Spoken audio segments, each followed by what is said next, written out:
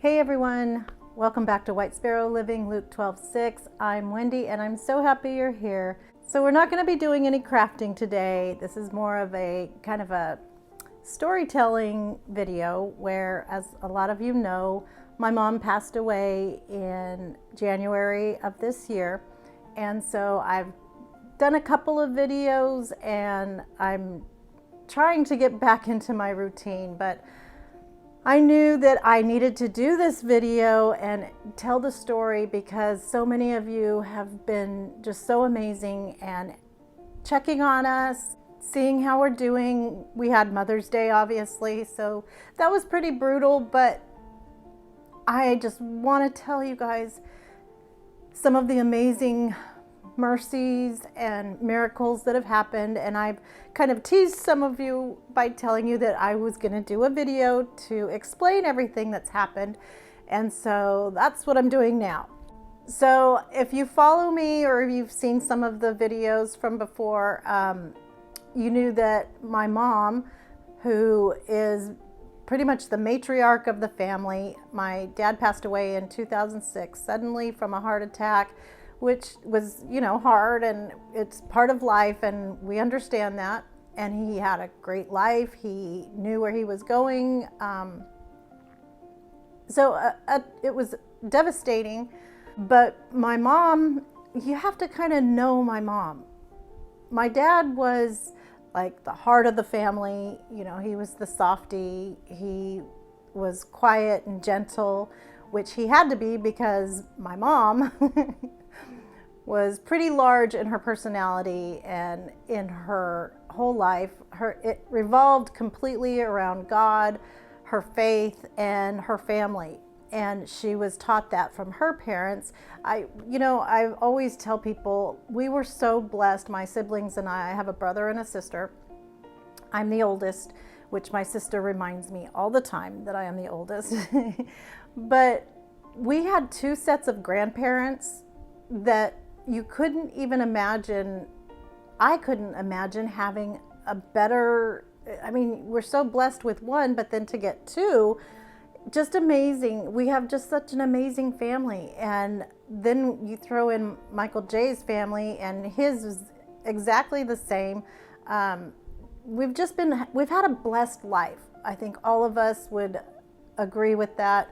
Not to say we didn't have heartaches or problems in the family. There's always heartache, tribulation, trials, whatever.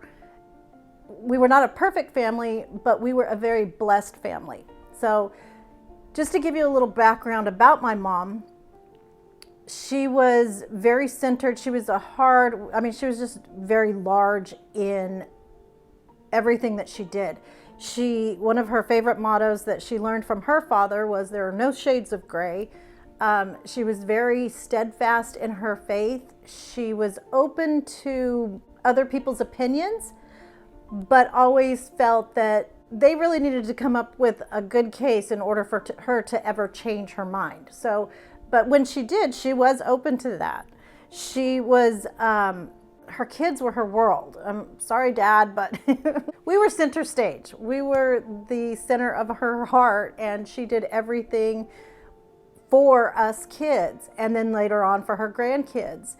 Whether that meant moving into a house that she didn't like, but it was right across from a park that offered daily arts and crafts, had a tennis court where we had lessons. There was a public pool where we received swimming lessons, and the school, she had to check that out before moving into this house. She even put us on a corner lot. She wanted the corner lot because when she would give our birthday parties, she wanted people to have places to park. So, this was a woman, we called her the organizing maniac. She, up until 2021, she was teaching or did the distance learning with my granddaughter, Cadence, who some of you know, which is her great-granddaughter, obviously. She did our taxes. She worked up until she was 70-something. She always excelled in everything she did. There was a time when we were in danger of being bused to a different school, even though she had purchased our house to be right walking distance to the school. she didn't like that that was an option, or that could possibly happen. So what did she do? She ran for school board member and always reminded us that she was the #1 vote getter and served for 2 terms. So this is not a lady who would stand by and let any, not passive whatsoever. She was steadfast. She was, I don't want to say hard, she was hard, but one of her favorite sayings was snap out of it. So I can totally hear her saying that now, because we are having, difficulties working through this and processing everything that's happened. And so part of this is going to be for my own healing, so that I can do as she's always taught us, to be strong and to move on. But more importantly, the miracles, and there were quite a few of them. Some of them I'm still just realizing. But there's a big, big miracle that I'll tell you about at the end, that, man, I just don't know how anybody could question our Jesus and how much he loves us. So you may have seen that this all started in September of 2021, when we noticed at the very beginning of the month that she started repeating herself. And she's a big talker, always has been a big talker. I'm actually a bit chatty too, but I get that from her. She started forgetting things, which is not anything out of the ordinary. I forget things, we all forget things. But I remember one time she would order our food, like if we were gonna order something in, and she'd get on DoorDash and order. Very computer savvy. I mean, not really, but she thought she was. And so she would make her way through it, did everything online. And so she ordered our food, and she came into the room while we were all there, because I think Christine and her family was there, and so there was quite a few of us. But she was going to order 5 dinners. And so she came in and she said, "Wendy, I need help. I'm having trouble ordering this food." And so I went in there, and she had something like, I don't know, 20 dinners, and our bill was about $4,000 anyway.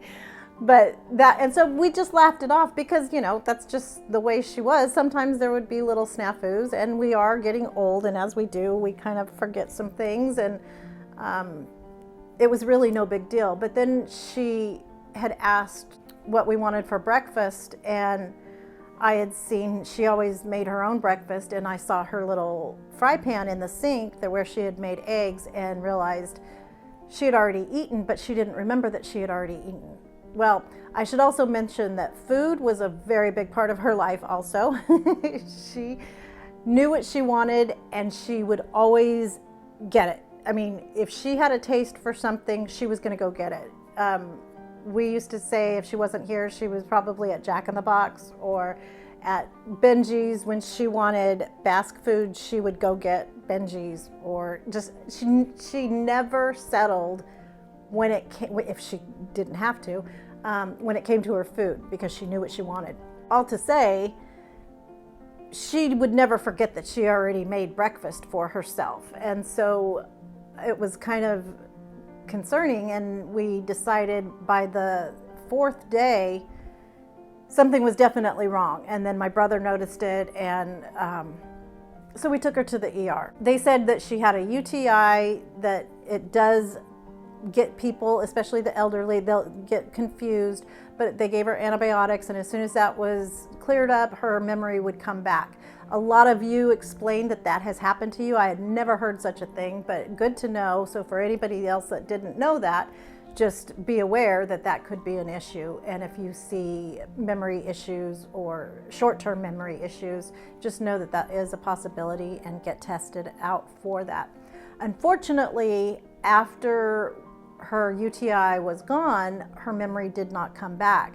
Now, some of you also had said that when you did experience this with your parent or grandparent, that the memory did come back, but it would take either, it could be I heard from the day after until 8 months was the longest that I had heard. So we were just waiting, okay, it'll come back. It never did, but we saw that then later as a blessing, because as they were trying to figure out why she had lost her memory and why it was so sudden, they were doing test after test after test. And one of the tests, about 5 months later, they did was on her parathyroid, which I don't even know what that is, but they did an x-ray and it was like in this general area, something like this.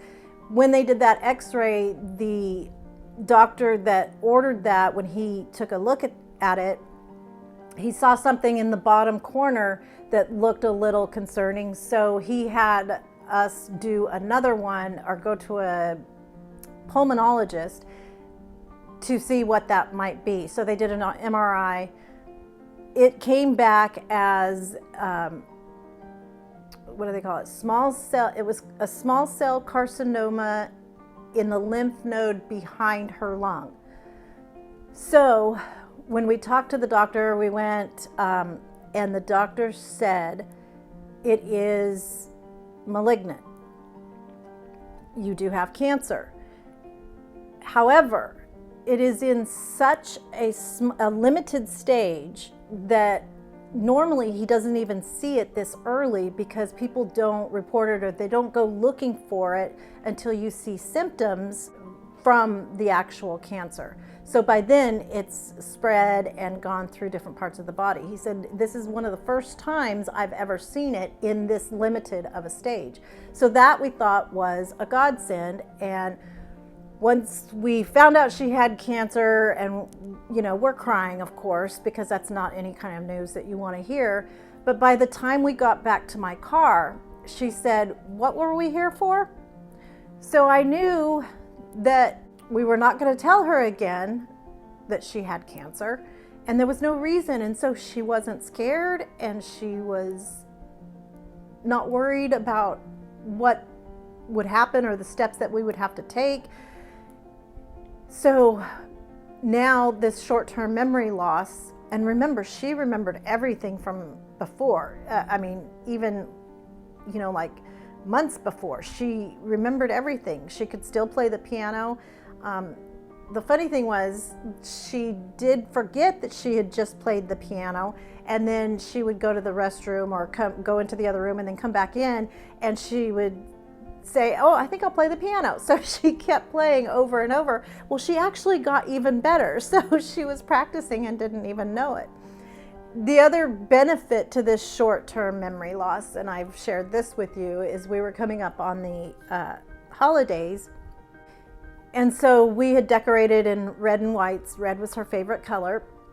And so once we got it done, every time she would walk in the room, she was so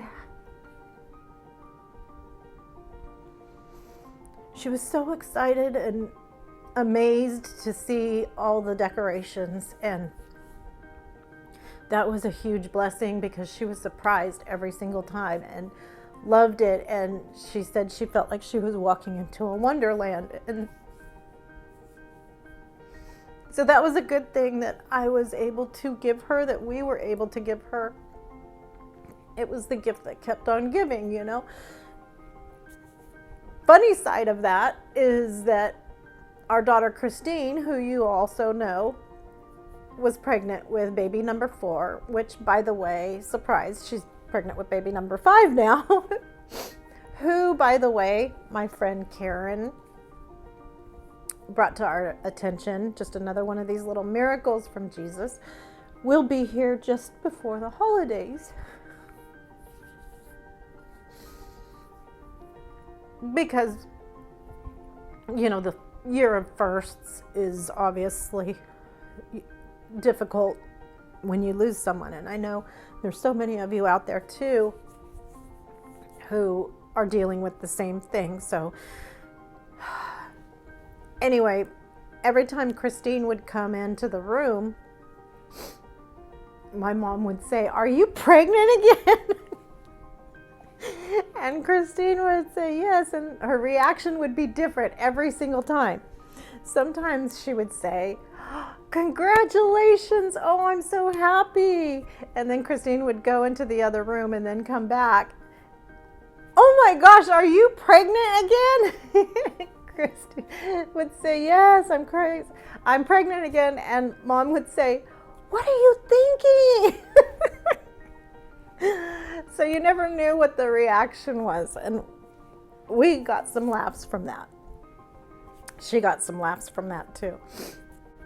So anyway, my brother and sister and I, the whole family, we had decided that we were going to go ahead and go through with the chemotherapy and the radiation, which she probably would not have gone for right away. Because the biggest thing and what she kept asking about was she going to lose her hair? She had gone through a very short bout of breast cancer back in 2005 and had decided she did not want to do chemotherapy or radiation. She said, I am not losing this hair. I have way too much money invested in it and I am not going to do it. So we did discuss this with her and explained that they have all kinds of really nice wigs, and went through that whole process. And she finally decided, which we had to explain it more than once, but my sister and I, we went and got her a wig for, or if the time came and she did lose her hair, which we weren't too sure that she would, because she has this really thick hair, kind of like mine. I mean, hers is way thicker than mine, but anyway.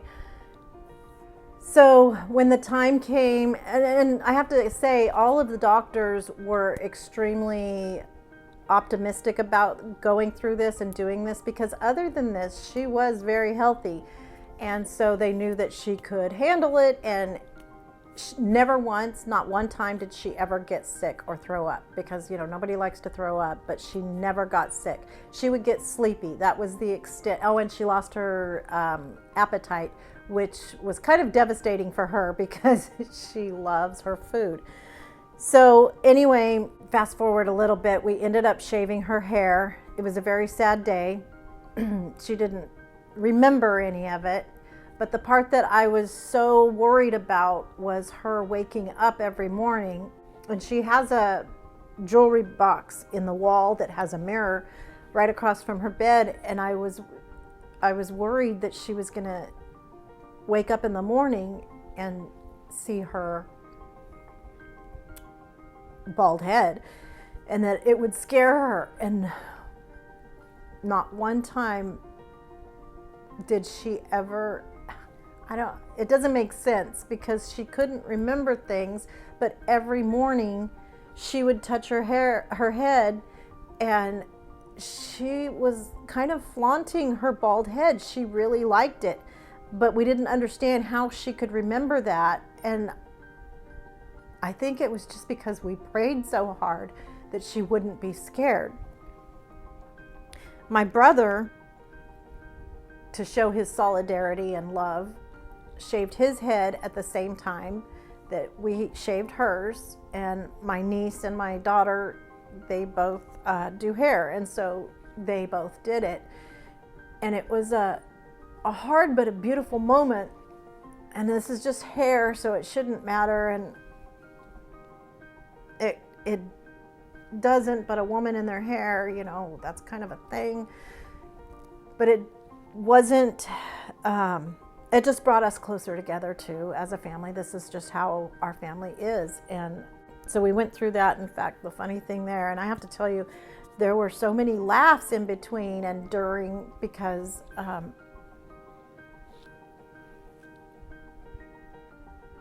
you have to laugh.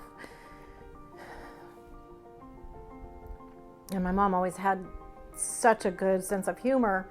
And anyway, it just made these days so much easier, just because we were still being kind of normal, like we normally are. Anyway, once my brother shaved his head, which, you know, he was not happy about doing it, but he of course did. And then my mom shaved her head. And then we put the wigs on that we had picked out, and she looked so good, and it was very much like the color that she would usually do when she got her hair done. And my brother was like, what, why did I do this? And had to wear a fishing hat for like 3 months until his hair grew out. It's just now kind of back, it seems. But anyway, so taking those horrible, horrible moments and making them as positive as we could, never letting her see our pain, I think as a family we did a really good job of that. So we were almost done with her radiation. We had 4 more days left, and then we had 1 more round of chemo left. October, I think it was the 24th, something like that. It was a Thursday, so it may not have been the 24th, but right around there. It was before Halloween. Okay, you guys know she lives with us, right? I don't even know if I made that clear, but most of you who do know us know that she lives with us. So in the mornings when I would get ready to take her to radiation, and we did that for 30 days straight, in the mornings she would say, when I would go to get her up, she would say, "Mommy, I don't want to go to school today." And that was her joke. And so, because apparently I did that to her for, 18 years. And so she, on this particular Thursday, didn't say that. She said, "I don't feel good." And I knew that that was not our normal routine, but I was thinking, well, maybe this is like another way of saying, "I don't want to go to school today, Mommy."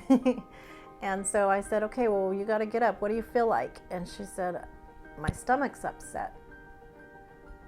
And I remember from my dad, when he had his heart attack, one of the things that I never knew, I'm so medically naive, but a lot of people I don't think know this either, is that sometimes when you're having a heart attack, you vomit right before. And so I know this is so gross, but anyway, she didn't feel good and her chest hurt. Well, that hadn't happened before, and so I just thinking, I'm going to just be safe and go get her some baby aspirin. Another thing I didn't know that the paramedics told me later, those 81 milligram baby aspirin that you're supposed to pop one when you think you're having a heart attack, you're actually supposed to take 4 of them. So I don't know, that's just what the paramedic told me. So FYI for anybody else out there, it's 4 of those baby aspirin. Anyway, I gave her a baby aspirin. When I came back in, she was sitting at the foot of her bed. She had asked me to even give her the trash can in case she was going to throw up. Well, going through chemo, I was thinking, okay, she could also just be nauseous from the chemo. But it had been long enough before that she shouldn't have been nauseous from the chemo. That we were getting ready for her next round. So anyway, I didn't know. So I told Kennedy, our daughter who lives with us, to come in because I wasn't sure if this was just different and I wasn't sure what was happening. So I said, "Mom, do you want me to call an ambulance or do you want me to take you into urgent care?" And she, of course, said no. She's sitting at the foot of the bed on a little bench that we have, and I'm standing in front of her, and then I kneel down to, say, "Okay, so tell me what it looks like or what it feels like." And I'm talking to her, and then I'm looking in her eyes, and all of a sudden her eyes just go blank. They're blank, and then they kind of closed, and she just went limp and laid back. And so I'm screaming and I'm saying, "Mom, wake up, wake up." But I have her in my arms and she wasn't responding. And I was feeling for a pulse. I couldn't feel a pulse. I'm yelling for Kennedy to call 911. Kennedy runs outside. She couldn't dial the numbers. We just lost our stuff and we were not on good form that day. She ran next door to our neighbor, Laura, and got Laura. Laura came over, she called, moved the furniture. She was on the phone with 911. When this happened, I was so confused because, as so many of you know, we thought that this was the reason the short-term memory happened so that we would find the cancer. We were going to zap that cancer out of her. She was going to come back and not be devastated by what she had just gone through with the cancer. And then I would be able to tell everybody that she got her memory back and that she was completely healed. She was restored, and this was all Jesus. That was going to be the praise report for everyone. And I just knew it. And I knew God had told me that that's what was going to happen. I'm going to restore her. I'm going to put her back in perfect health. And you can tell the world. Well, my little world here. So when this happened, my brother had received a call. He does field work in the tech industry and happened to have to go to Washington. We all live within a 2-mile radius of everyone, so she liked to keep our family close. And so he was not here, and I was thinking, God, don't you know Jamie's in Washington? My sister's at work she's a teacher, and she has first graders. What are we going to do? How do we do this? All of this is going through my brain so quickly. This isn't the way this is supposed to happen. And by this time, I don't even know how much time had gone by. It was, I don't know, it seemed like forever. I was going to put her on the ground to do CPR, but she had her little portacath, and I didn't want to hurt her.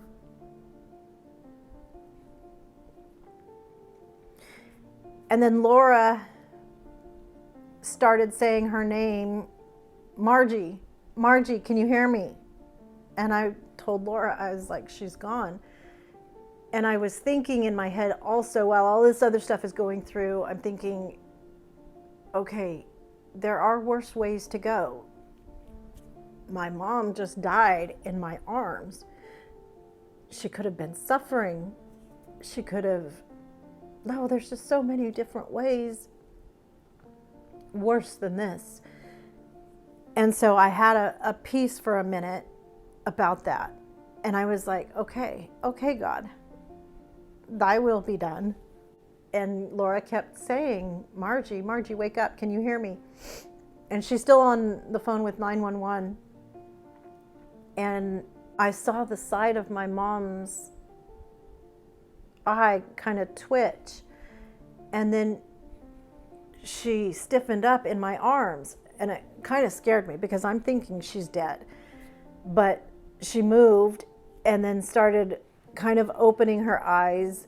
It was just so icky, and the ambulance came. It turned out she had triggered or activated some kind of vagal nerve or something that had caused her to pass out. So later that night, and of course the whole family comes except for my brother who can't come. They're in the hospital parking lot because remember you can only have, at that time we could only have one person in the room at a time, so we all had to switch out, and it was super traumatizing, obviously, but I felt like it was also kind of a lesson for us, for God to tell me when I was processing later that night. He kind of gave me a visual analogy, I guess, where he was saying in one way, okay, it is my will be done. And so he showed me my mom laying in her bed, and she's in a white gown, and I could see her little pink colored toes, perfectly manicured. I forgot, I don't have shoes on right now, and I have the same color on. But that's her signature nail polish color. And he's just picking her up, and she's just perfectly sleeping in peace. And he turns toward me, and I can see his face. He's looking at me and explaining without saying any words, but he's saying, I've got her and I'm taking her home. well, how can you argue with that? You know, of course we want what's best for her. And so I had a peace about that. But I just felt that that's what it was had that happened and had she actually died at that point. Okay, so I get it, Lord, and it is thy will be done. And so whatever you say goes. I understand that. Now let's get back to your original plan where you heal her, have full restoration, and I can tell the world. So fast forward, we go through the holidays and we have the most amazing holidays. And yeah, it's stinky because she doesn't remember, you know, the gifts that she got, but at the time she's really excited about them. And I think maybe God gave us those holidays, even though she enjoyed them. But I think that was more for us. And so we had wonderful, wonderful holidays. We had all of the family, we have lots of babies in our families now. But everyone was here. There were some visits from some people that normally wouldn't be here. So for example, my son-in-law Brandon's mom came the day after Christmas to visit, and she got to visit with my mom. My brother-in-law and his family, who my husband works for, they had their Christmas party, and mom was able to go. She was perfectly healthy at that time. I mean, not mentally, she was going through chemo, but she was healthy during those in-between times of 3 weeks, and it happened to fall right in between. So she got to see all of Mike's family, people that she hadn't seen, you know, like even the pandemic, that was the whole, you know, separation part where we didn't get to see a lot of people for certain periods of time. And then Michael J's cousin, Stephanie, had come a couple of weeks before that to help me with my Etsy shop and do some YouTube stuff. And, you know, obviously I was way behind in everything. So she came over just to be sweet and help me in any way she could while we're taking care of mom. And so she got to visit with her. Michael J's brother and his wife, and you know, like I said, our family, we're all kind of intertwined. Everybody is pretty close knit. But they had come over because we had, I can't even remember what it was, something that Michael J needed help with, either in the garage or was it the sink? I don't know, something. And so his brother came over to help him. So my sister-in-law came with him, and we made a day of it, and we ordered food and stuff. So they got to visit with her also, and it was a really good visit. But in the back of my head, I'm remembering that this kind of happened with my dad, where he was just out of the ordinary things and visits or people that he wouldn't have normally seen on a regular basis, but they had come around or for whatever reason by accident just before he died, and there were irregularities in the routine. And so in the back of my head, I remembered all of those things happening with my dad, and then he died so suddenly, and those were blessings that we were able to have with my dad at the very last minute. I don't even know if that makes sense. But I was noticing that she was able to see people, her brother and his wife, my Uncle Buddy, and of course my Uncle Fred. You know, we had gone over there, we took her over there. Anyway, on a Thursday, my sister took her to go get her nails done, and we have the most amazing nail salon right up the street. T and Mandy, they take care of us, they take care of our whole family. And they knew my mom's, you know, situation they have for the whole time. And so they would do her nails.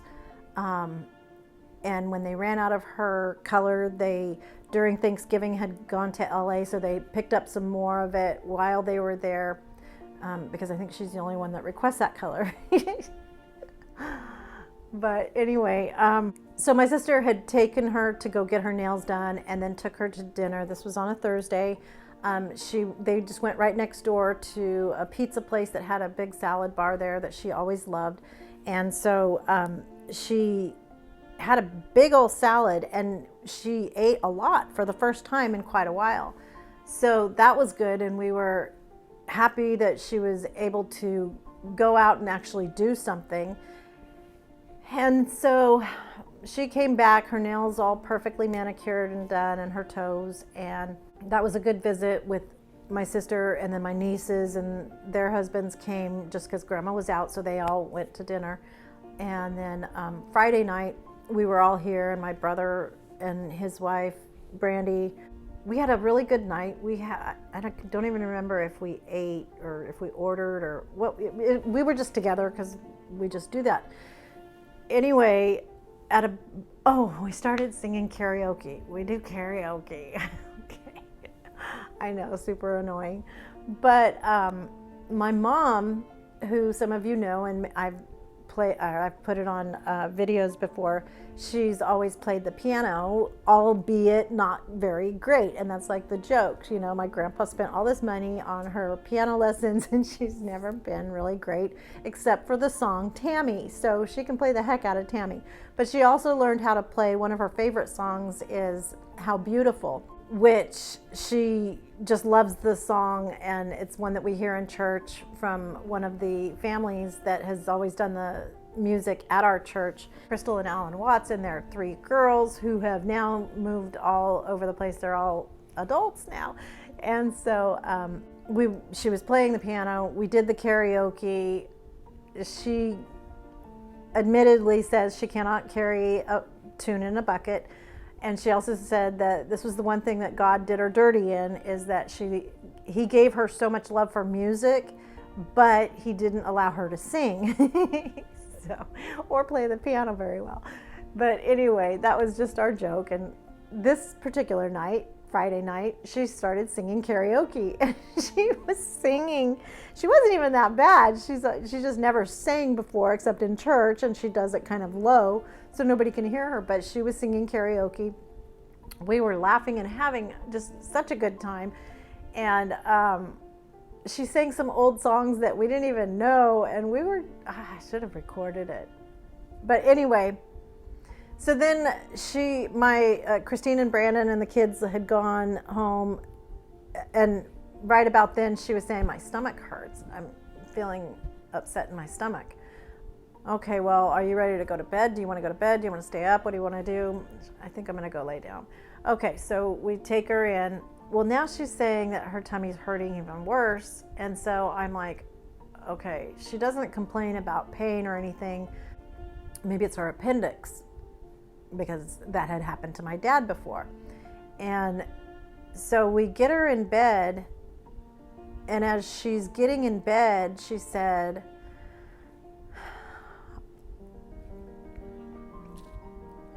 I just want to go home.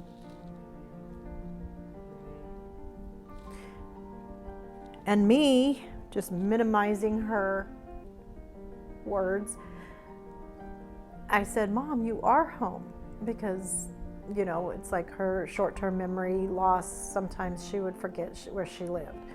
I was going to take her to urgent care. I came and got dressed because I was nervous that it was her appendix or something was wrong. But she just said she had a tummy ache. And then my sister-in-law, who is the Google doctor of America, she looked it up and she said, appendicitis, there's a fever involved. So we took her temperature. She didn't have a fever. Jamie, my brother, went to go get her some ginger ale. He went to his house, which is just a few blocks away, brought back some ginger ale to settle her tummy. I had gotten dressed just in case, but of course she said she didn't want to go, but I didn't, that wasn't going to stop me from taking her.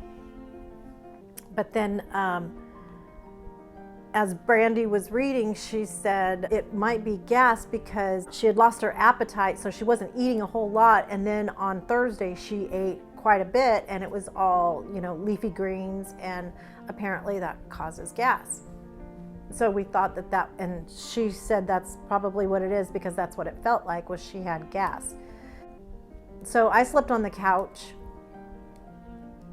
just in case she had to go to the bathroom. If she wasn't feeling good, I wanted to help her get to the restroom. And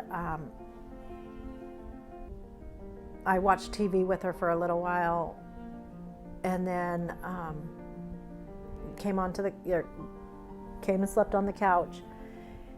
And then in the middle of the night, my daughter Kennedy and her boyfriend came home, and I heard them walking in.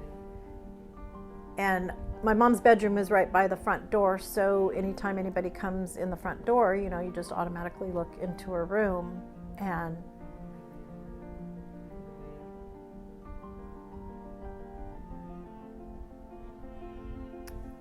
Kennedy looked in there, and she said "Mom" pretty urgently, and I knew just from the way she said it something was wrong. So I jumped up and went in there, and she was sleeping in that same position that I saw when God showed me him picking her up. And she had her perfectly manicured little toes. She didn't have a white nightgown on, but she was gone. I can't really remember everything that happened after that, but I just remember that within minutes, everybody was there. My brother was there, my sister was there, my grandkids, everybody was there within minutes. So we were all with her. We were all together. We prayed over her. Somebody called 911 or I don't know, but we got to be with her. And I remembered thinking,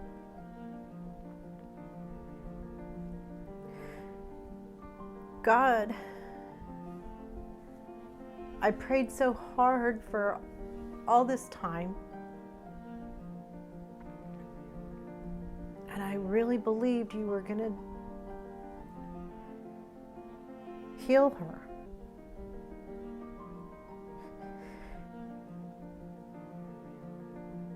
And right away, as soon as I thought it, he said I did.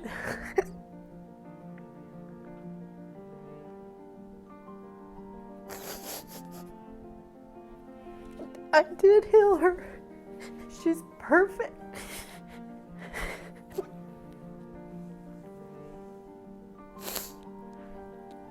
Because the whole time I was praying,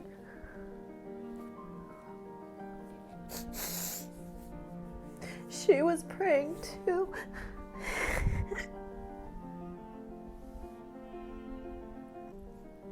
And I just wouldn't hear it. But she wanted to go home and be with my dad and her parents and Jesus. So what he showed me in October is exactly what he did. And he just took her home. Of course, this was the hardest thing that I think our family's ever gone through. But one thing that I just want to make clear, and one thing that has never changed, because I would get irritated with myself about not being able to tell the story and not being able to get back to everyone who's left messages and called and sent flowers and sweet things. And I have never, ever lost faith that Jesus wouldn't come through. I never doubted him. I might question timing and little details, but I never questioned him. I've never lost my faith. I know exactly where she is, and I'm so happy for her. But I'm just so sad.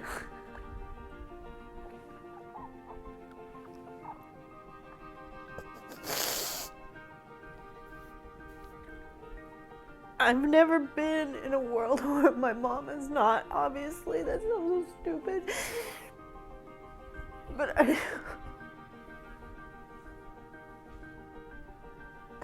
I'm sad for my grandkids. I'm sad for my kids, my brother and sister. I'm so sad for my husband, who took care of her so good. Every time he'd go to the grocery store, he always brought her flowers.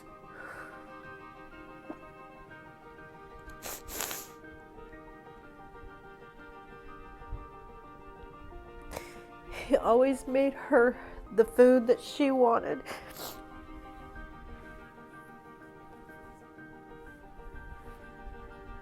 It's hard because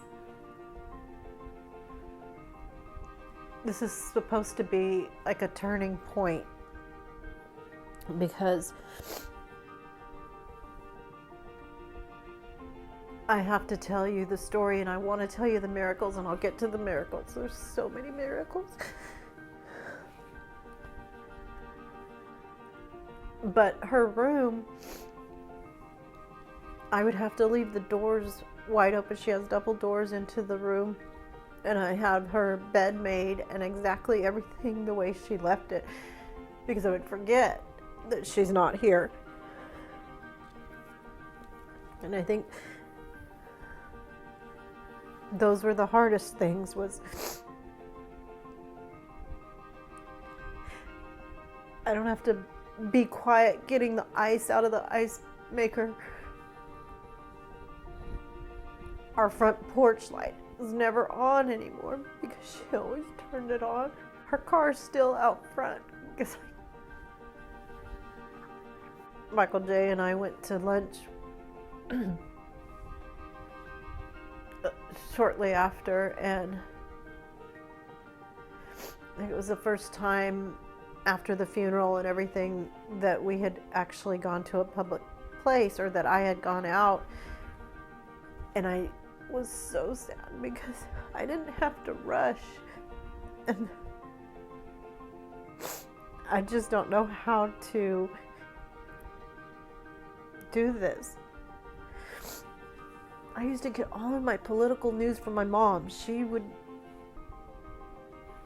watch every Fox News and everything, court trials, just everything, and she would tell us about it.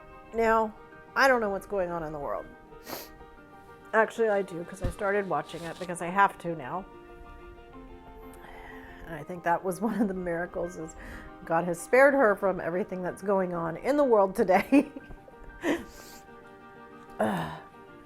I would carry her phone. We have, you guys probably know what this is, the Life 360 app. And so we're all on there, and we can see where everybody is at. So when we go to church, I always carried her phone with me so that when I got to church, it would also send a notification to everyone. Margie completed a 5-mile trip or whatever. Margie is at St. Elizabeth, whatever. Just to kind of like little perky prizes for my family, you know, like she's still with me, you know, she's still with us. We're all at church right now. She's with us, and you can just go down the line and see everybody's at St. Elizabeth or wherever, if we go to somebody's birthday party or whatever. So the funeral was beautiful. We had an amazing funeral. It was kind of a fog, of course, but again, our entire family came together, and we gave her, I think, if there can be, the funeral of her dreams. And she left a lot of instructions too that she had written years and years ago. Like her favorite song is How Beautiful, and who she wanted the Watts to sing it. We've gone through a few different priests through death or retirement or whatever, but she wanted Monsignor Mike to do her funeral. Then he retired, so she had our current Monsignor Perry. He was going to be the one that was supposed to do it. You know, she just keep updating as the years went on.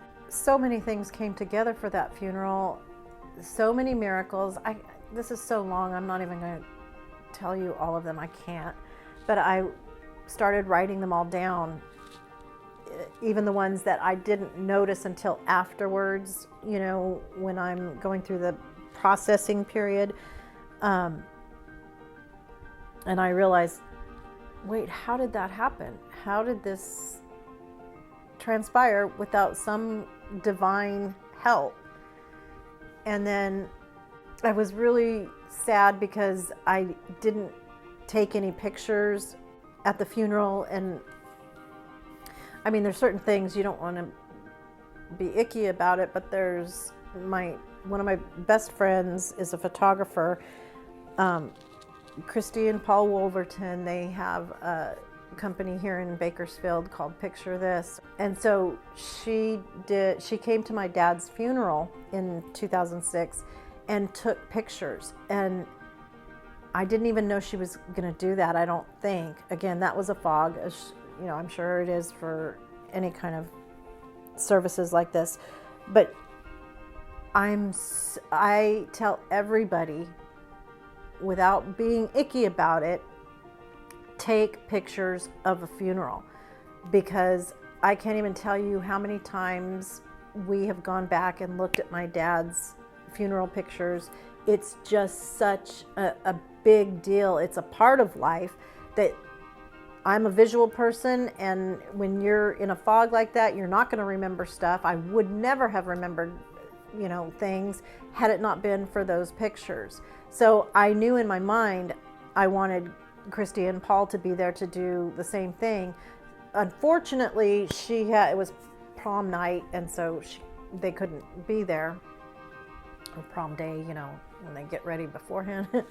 Anyway, so I was really bummed about that afterwards, and so I just texted everybody in the family and some friends and just asked if anybody has any pictures, could you please send them to me, because I just don't remember everything. I didn't remember a lot. Even though we were the ones that set it up and got everything ready, the actual event, I couldn't remember a lot. So after everybody sent me their pictures, I had approximately 267 of them, which was actually even more meaningful because they're from all different perspectives. They're from, you know, they're different qualities of pictures. There's some video. So me being a video person, I put together a video for us with, you know, some of the moments, and my daughter sang and my granddaughter. I didn't get everything, and there were some speeches or eulogies that I missed. I would have loved to have had. At the gravesite, the music broke,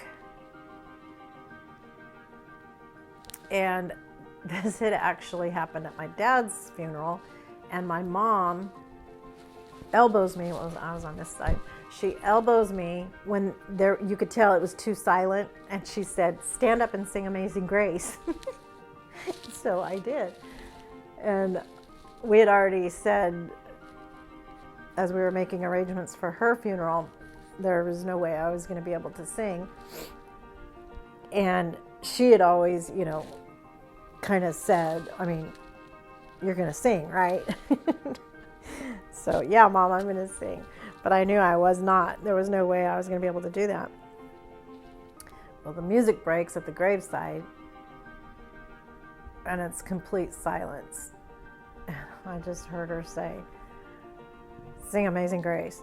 And so You'll see on the video. It's horrible, it's terrible, and my voice is all messed up, but I end up singing Amazing Grace. I'm sitting down, but and somebody recorded it, so it's off key. It's terrible, but I was not planning to do that whatsoever, but I knew that this was why this whole thing had happened, so I did it, and so that's on there too. But the video itself was so amazing, and as I was making it, I was trying to find songs and stuff that I wanted to put behind the videos.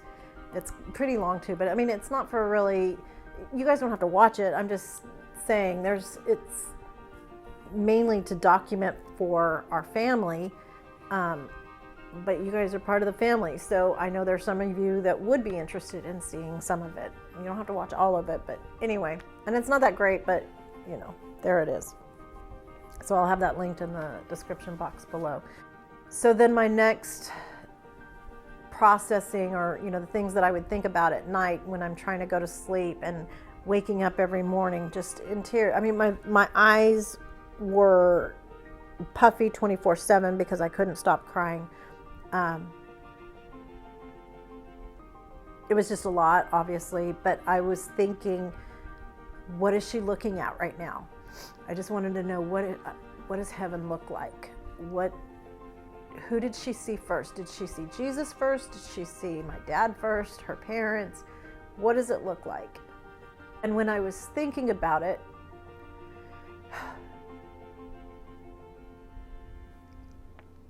and this was on a Monday,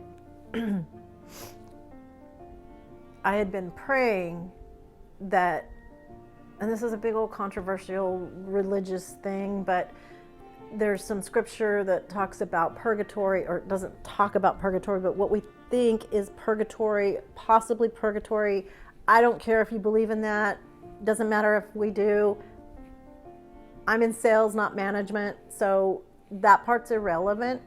But I had been praying that her refining by fire and purification by fire would be short and sweet.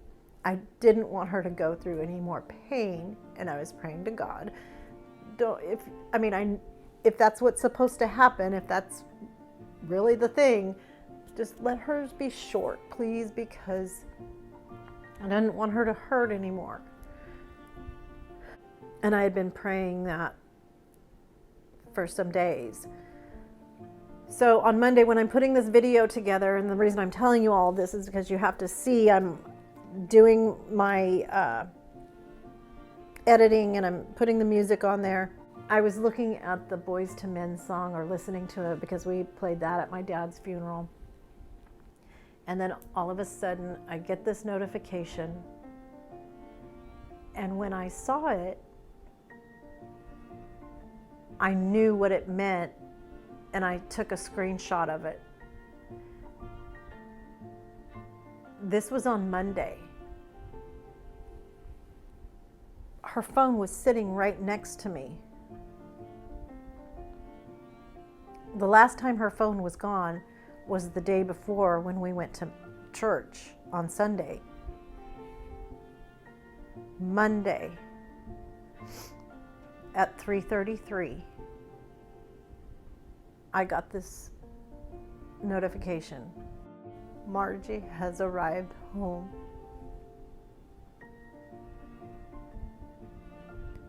And I knew that I knew that I knew that I knew. That was from Jesus to tell me that he has my mom. And she is home. And I immediately sent it to my family to tell them, because I knew that they would want to know.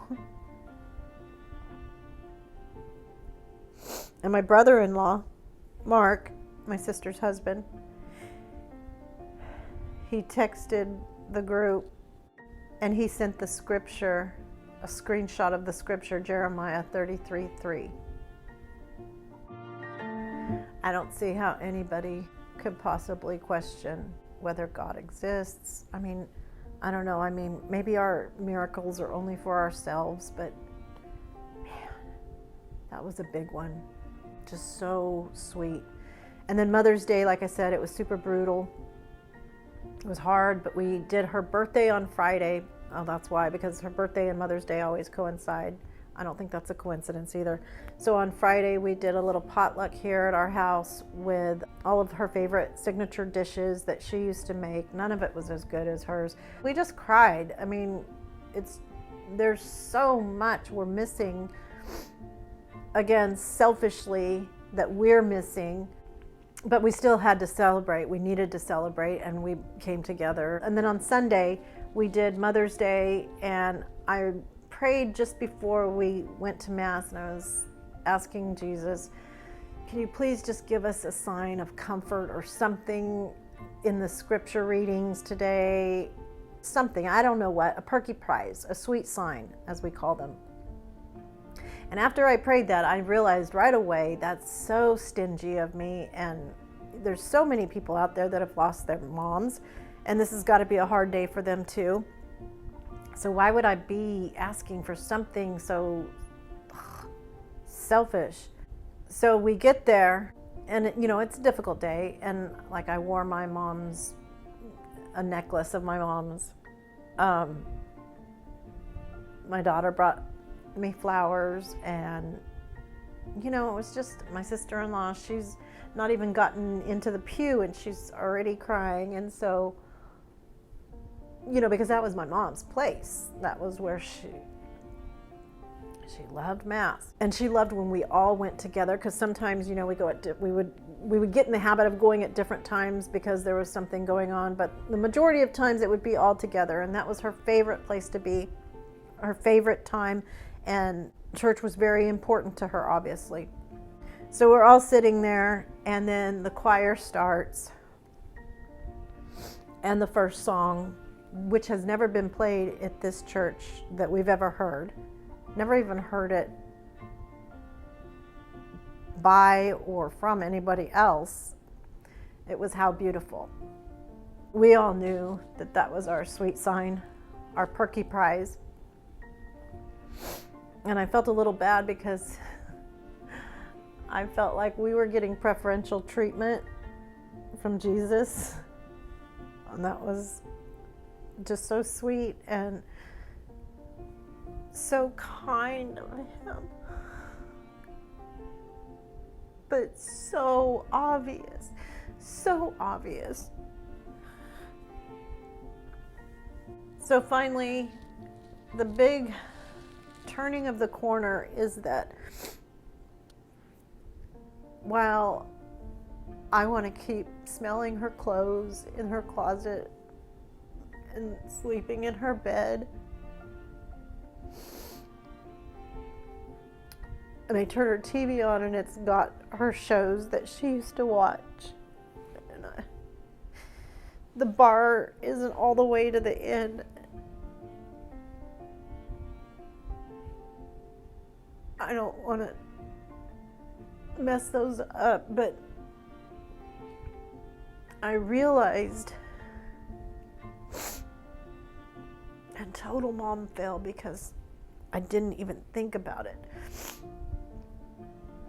was Kennedy was so sad and traumatized by being the first one to see her grandma. She's never gone in the room, and as much as it was giving me that selfish comfort to help me, it's killing my daughter. So we decided that we're going to change her bedroom, and my brother and my daughter, Christine, everybody had decided that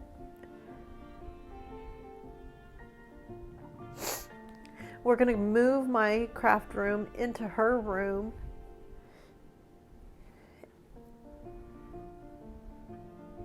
so that from now on it's always going to be me crafting with my mom. Again, if I told you all of the amazing miracles that have happened, we'd be here all day. And this, I'm going to have to cut a lot out because I see it's, oh my gosh, over an hour. So I just want to say, you guys, I love you, and I just appreciate you so much. And I felt the void of not keeping in touch with you. I felt that emptiness, or like something was undone, because I wasn't letting you guys know, and I wasn't telling you about the miracles, and that's my job. Oh shoot, did I mess up the microphone? So I felt bad. I felt a kind of an absence from you guys that was leaving a little hole in my heart, because I love you guys so much. And that's so weird to say, because we've never even met, but I feel like you guys have been such a big part of my life, our lives, and I just wanted you to know how much we appreciate you, how much we love you, and how much you guys mean to us, all of us. So okay, we are going to turn this corner, rely on Jesus. So the next time you see us, I don't know who else is, the next time you see me, we're going to be doing some crafting. I haven't felt superly creative, but I'm going to get my stuff together, and we're going to continue on this beautiful crafting and inspirational journey that we are on, and that we started in September of 2019. So I love you all. Make sure to push the notification bell so that when I do get a video done, you'll be notified and you'll know it's time to watch. I love you guys. I hope everyone has a blessed day, and remember to always be the light. Bye.